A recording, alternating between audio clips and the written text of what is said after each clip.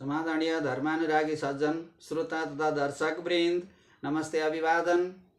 तो दर्शक वृन्द, श्रोता वृन्द, हामी यो श्रीमद् भागवत महापुराणका भक्ति ज्ञान र वैराग्यले भरिएका अत्यन्त मीठा रसिला भगवान श्रीकृष्णका अद्भुत लीला चरित्र कथाहरू श्रवण गरिरहेका छौँ। त आउनुहोस् धर्मानुरागी सज्जन श्रोता वृन्द, हामी ध्यान गरौँ। त्यसपछि हामी अत्यन्त मीठा रसिला कथा प्रसङ्गमा प्रवेश गर्नेछौँ।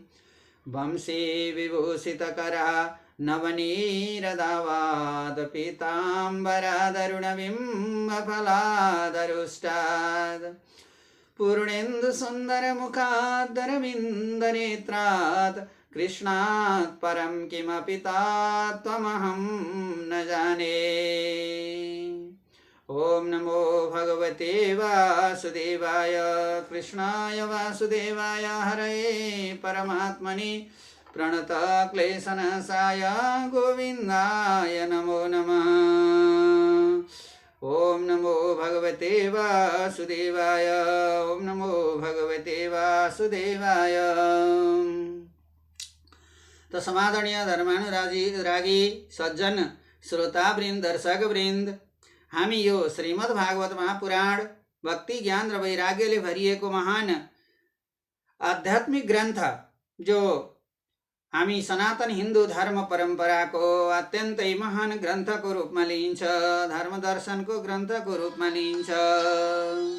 त यसैमा रहेका भगवान श्रीकृष्णका अद्भुत लीला चरित्रहरूका कथाहरू श्रवण गरिरहेका छौँ। ओम नमो भगवते वासुदेवाय। तो धर्मानुरागी दर्शक श्रोता वृन्द, यहाँहरूले अघिल्लो अङ्कमा विशेष गरी वृत्रासुरको अन्त्य, जो ब्रह्माजीबाट जबरजस्ती शिवजीबाट र ब्रह्माजीबाट प्राप्त गरेको, कसैको अरूको टाउकामा हात राख्दाखेरि भस्म हुने जुन वरदान वृत्रासुरले प्राप्त गरेको थियो, सो भगवान विष्णुले ब्राह्मणको भेष धारण गरेर नष्ट गराइदिनु भयो। अन्त्यमा वृत्रासुरको वध भयो। प्राण पखेरु गएर भगवान नारायणमा मिल्न पुग्यो। ओम नमो भगवते वासुदेवाय। यो कथा प्रसङ्गहरू यहाँहरूले श्रवण गरिसक्नु भएको छ। अब आज यहाँहरू 10औं स्कन्धको 89औं अध्यायबाट कथाहरू श्रवण गर्दै हुनुहुन्छ। ओम नमो भगवते वासुदेवाय। कृष्ण त्वदीय पद पंकज पंजरान्ते अद्दैवमेव विशतु मानसराज हंस प्राण प्रयाण समये कपवात पित्तै कंठावरोधन विदो स्मरणं कुतस्ते। सुखदेव स्वामी आज्ञा गर्नुहुन्छ महाराज परीक्षितलाई। महाराज परीक्षित, एक दिन ब्रह्मा विष्णु र महेश्वर को विशिष्ट हुन्, को श्रेष्ठ हुन् र को ठुला हुन् भन्ने चर्चा सरस्वती नदीको किनारमा बसेका सारा ऋषिमुनिहरूको धर्मसभामा यस्ता चर्चाहरू उठ्न लागे। तो शङ्का हुन लाग्यो सबै ऋषि महर्षिहरू बीच।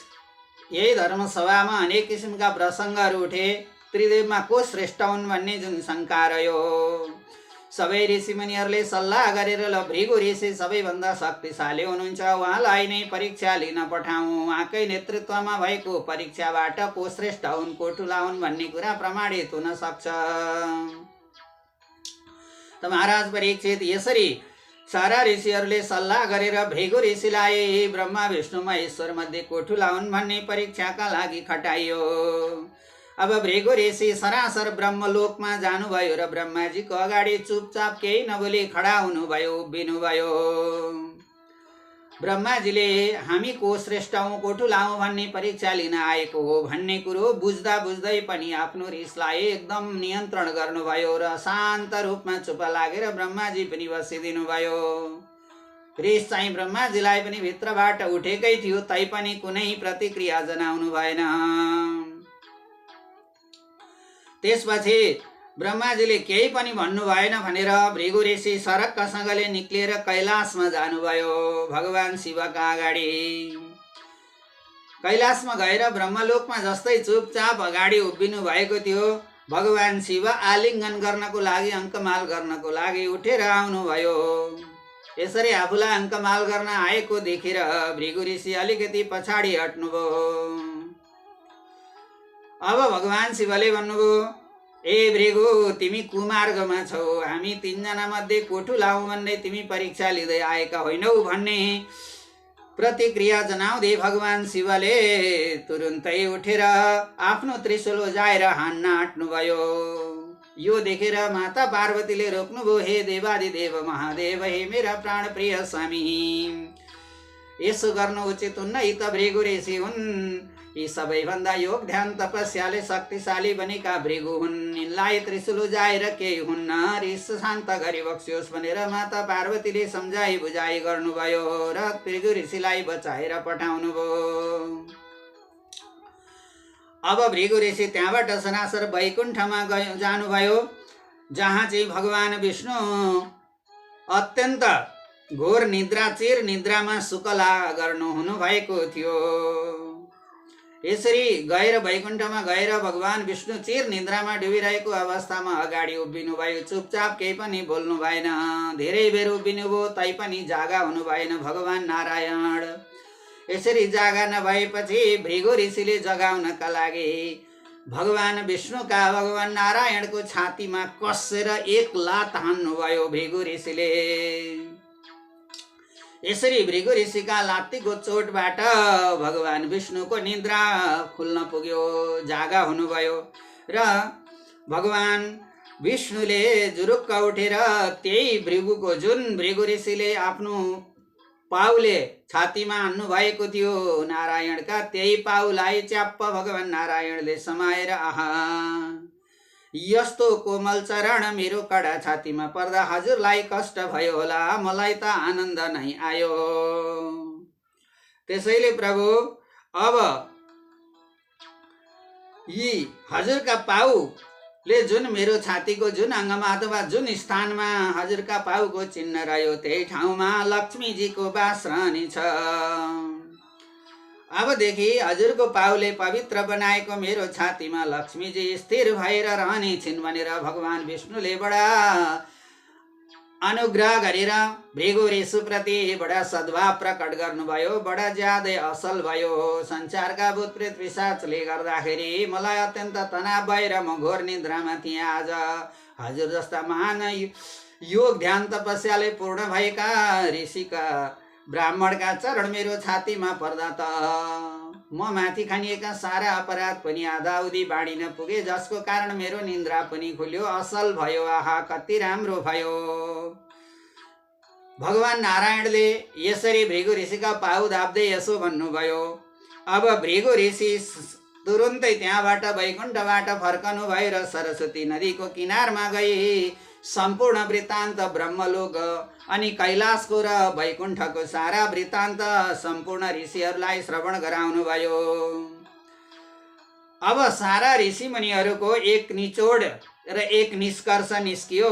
अब ब्रह्मा महेश्वर र भगवान विष्णु मध्ये, त्रिदेव मध्ये भगवान विष्णु नै श्रेष्ठ रहेछन्, ताकि कुनै क्रोध नराखिकन भृगु ऋषिले छातीमा लात्तले हान्दा पनि भृगु ऋषिका पाउ दाब्दै लक्ष्मीको बास रहने कुरा जब भगवान नारायणबाट प्रकट भयो भनेपछि त्रिदेव मध्ये सबैभन्दा श्रेष्ठ भगवान नारायण विष्णु नै रहेछन् भनेर यसरी सरस्वती नदीको किनारमा ऋषि मुनिहरूको जुन धर्मसभामा त्रिदेव मध्ये को श्रेष्ठ हुन् भन्ने विषय र प्रसङ्गलाई किनारा लगाइयो। अन्त्यमा विष्णु नै श्रेष्ठ रहेछन् भन्ने कुरो प्रमाणित गरियो। ओम नमो भगवते वासुदेवाय।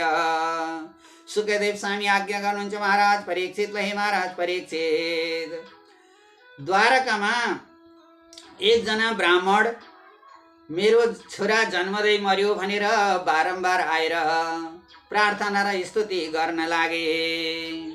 मूर्ख लोभी विषयमा आसक्त र क्षत्रिय धर्म राजाका कर्म दोषका कारण मेरा छोरा जति पनि जन्मन्छन् त्यति सबै मर्दै गए भनेर अनेक आलाप विलाप गरेर रुन लागे, कराउन लागे। 9 पटकसम्म ती ब्राह्मणले यसरी आलाप विलाप गरेर कराएको र रोएको देखेर भगवान श्रीकृष्णका अगाडि अर्जुनजी हुनुहुन्थ्यो।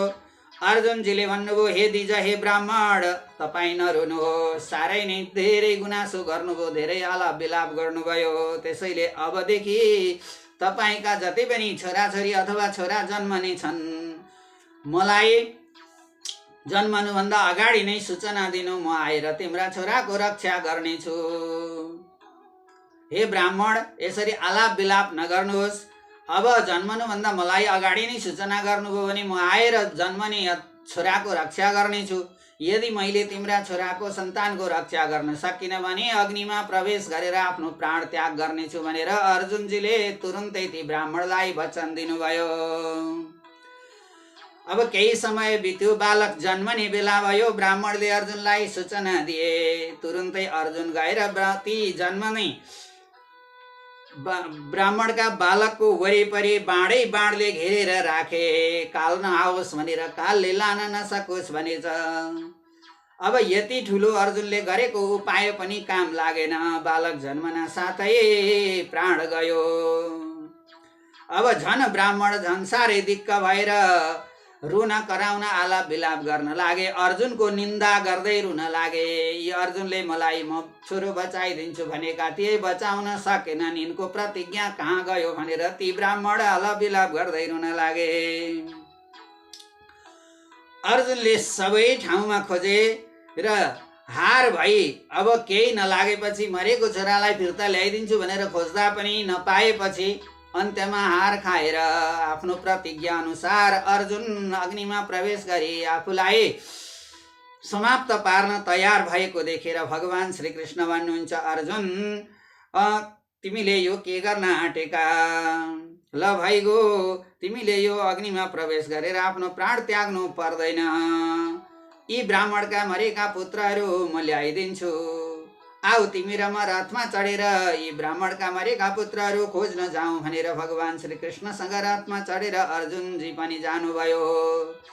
जब भगवान श्रीकृष्ण अर्जुन सहित रथमा चढेर महाविष्णुका धाममा पुगेर महाविष्णु नारायणलाई दण्डवत गरे, कृष्ण अर्जुन सहित अगाडि उभिएर भन्नुहुन्छ, महाविष्णुले सोध्नुभयो, पृथ्वीको भार हरण गर्न मैले तिमीहरूलाई पठाएको थिएँ, तिमीहरू आजसम्म पनि नआएको हुनाले मैले ती ब्राह्मणका बालकहरू सबैलाई मैले लिएर आएको हुँ। यी 9 जना बालक मैले ल्याइदिएको हुँ, तिमीहरूलाई बाध्य बनाएर यहाँ आउनका लागि परोस् भनेर। ल भइगो, अब पृथ्वीको भार पनि हरण भइसक्यो होला, अब तुरुन्तै वैकुण्ठ फर्किनु पर्ने हुन्छ, तिमीहरू मेरा अंश हौ। त्यसैले यी 9 जना ब्राह्मणका पुत्रहरू फिर्ता लैजाओ, तुरुन्तै आउनु। अब समय बाँकी छैन पृथ्वीमा रहने, किनकि पृथ्वीको भूभार हरण भइसक्यो भनेर जब महाविष्णु भगवान जगतका नारायण प्रभुले भगवान श्रीकृष्ण र अर्जुनलाई यति भनी ती 9 जना ब्राह्मणका बालकहरू पठाइदिनु भयो। अब ती 9 जना ब्राह्मणका बालक ल्याएर ती ब्राह्मणलाई दिनुभयो, अत्यन्त खुसी पार्नुभयो। भगवान श्रीकृष्ण ब्राह्मण भनेपछि मरिहत्ते गर्नुहुन्थ्यो, ब्राह्मणका हरेक इच्छाहरू पुरा गराउन चाहनुहुन्थ्यो। अब यो घटनालाई देखेर अर्जुनजी सोच्न लाग्नुभयो, भन्न लाग्नुभयो, सम्पूर्ण जगत, चराचर जगत सम्पूर्ण कृष्णकै अधीनमा रहेछ। कृष्णकै इच्छा र कृष्णकै चाहनाबाट संसार जगत चल्दो रहेछ भन्ने कुराको प्रमाणित आज भयो भनेर अर्जुनजी पनि छक्क पर्नु। ओम नमो भगवते वासुदेवाय, कृष्णाय वासुदेवाय, हरै परमात्मने प्रणत क्लेशनाशाय गोविन्दाय नमो नमः। ओम नमो भगवते वासुदेवाय, कृष्ण त्वदीय पद पंकज पंजरान्ते अद्वैवमेव विशतु मानसराजहंस। प्राण प्रयाण समये कफवात पित्तै कंठावरोदन विदो स्मरणं कुतस्ते। सुखदेव स्वामी आज्ञा गर्नुहुन्छ महाराज परीक्षितलाई, हे महाराज परीक्षित, भगवान श्री कृष्ण का 16,108 रानी का बीचमा सबै क्या प्यारा भएर अनेक छोरा नाति पनाति र बहादुरी सहित अत्यन्तै गृहस्थको नियमपूर्वक अनन्त सुख भोग गर्दै गर्दै त्रिलोकलाई मोहनी लगाउँदै लगाउँदै लट्ठ पारेका अथवा लट्ठ परेका ती 16,108 गोपिनीहरू के भन्छन् त? हे महाराज परीक्षित, एक निमिष पनि एक पल पनि कृष्णलाई नदेख्दा ती रानीहरू के भन्छन्? हे मलाय मारुद, हामीले तेरो के अपराध गर्यौं ताकि हाम्रा निमेष र पलक मारिदिन्छस्? यी ब्रह्माजी पनि कस्ता रहेछन्? सृष्टिको क्रममा आँखाको पलक चाहिँ किन सृष्टि गरेका होलान्? पलक नमारिकन कृष्णलाई निरन्तर हेरिरहन पाए मात्र हाम्रो मन प्रसन्न रहन्छ।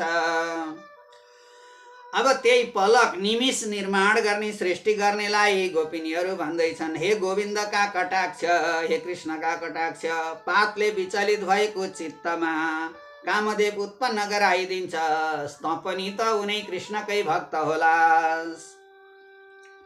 अर्काको तापहरण गर्ने तेरो पनि कृष्णमा प्रेम अवश्य छ, किनभने हामी जस्तै कृष्णको ध्यान पूजा सत्कार सेवा स्वागत र स्तुति आदि त पनि भगवान जगतका नारायणको गर्दछ।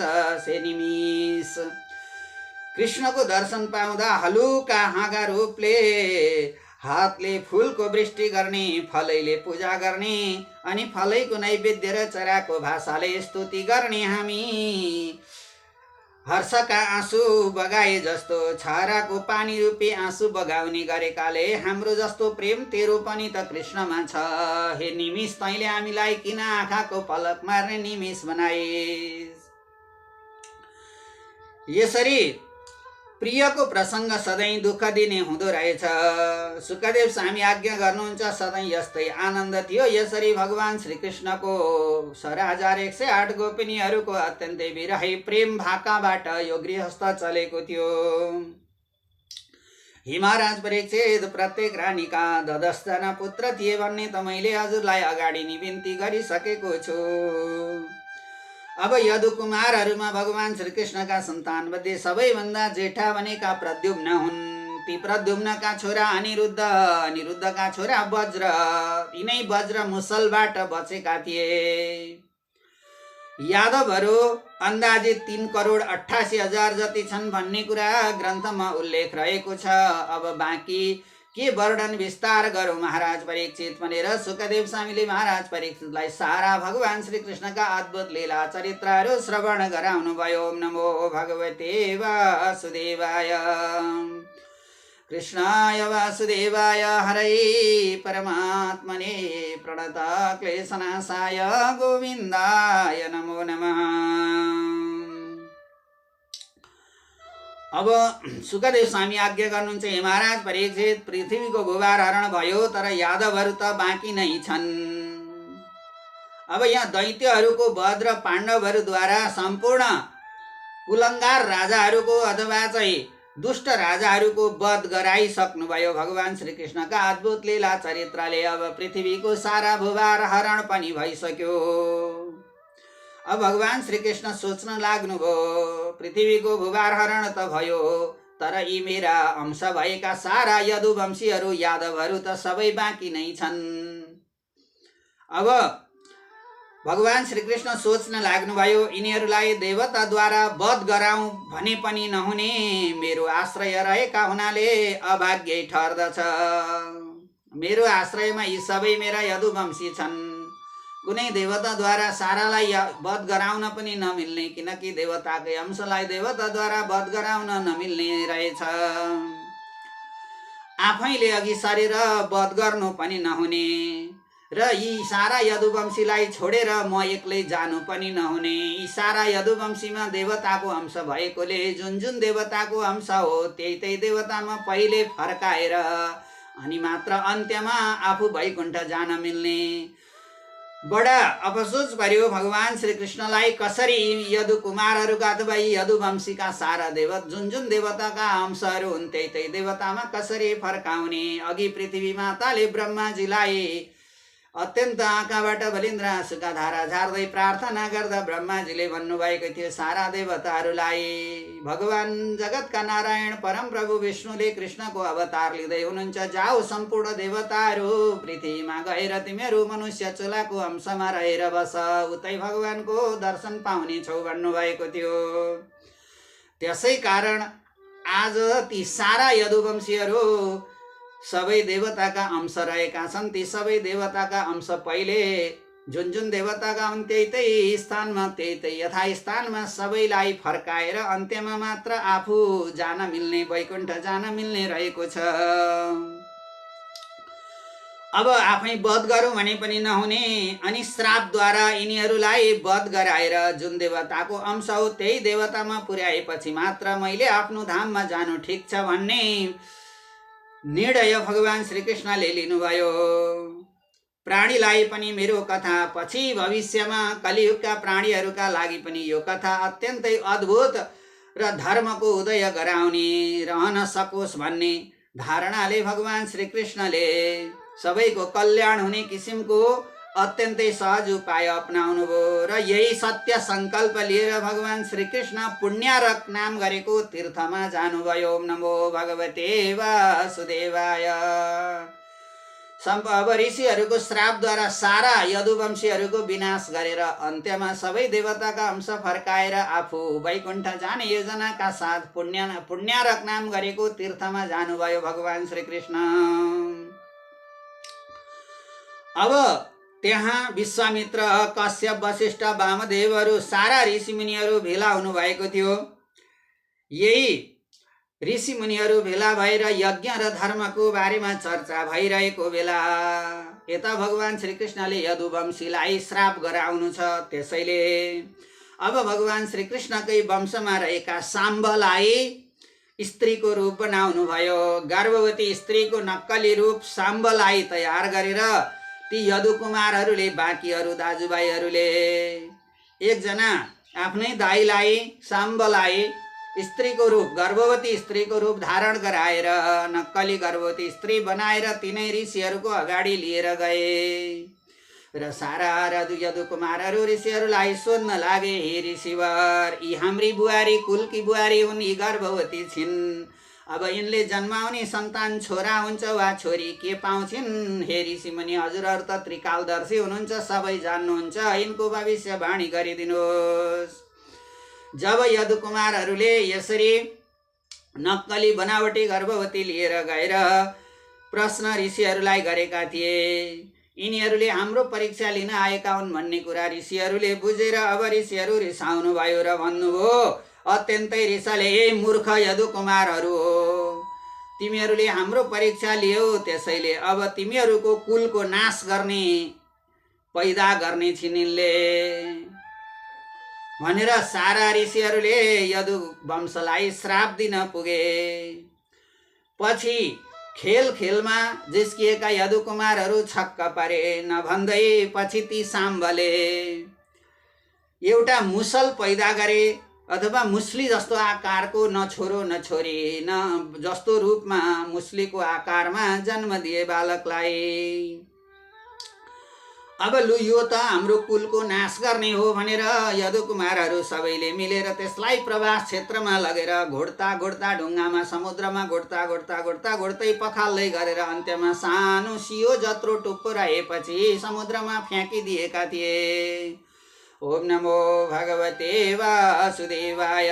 कृष्णाय वासुदेवाय हरये परमात्मने प्रणत क्लेशनाशाय गोविन्दाय नमो नमः।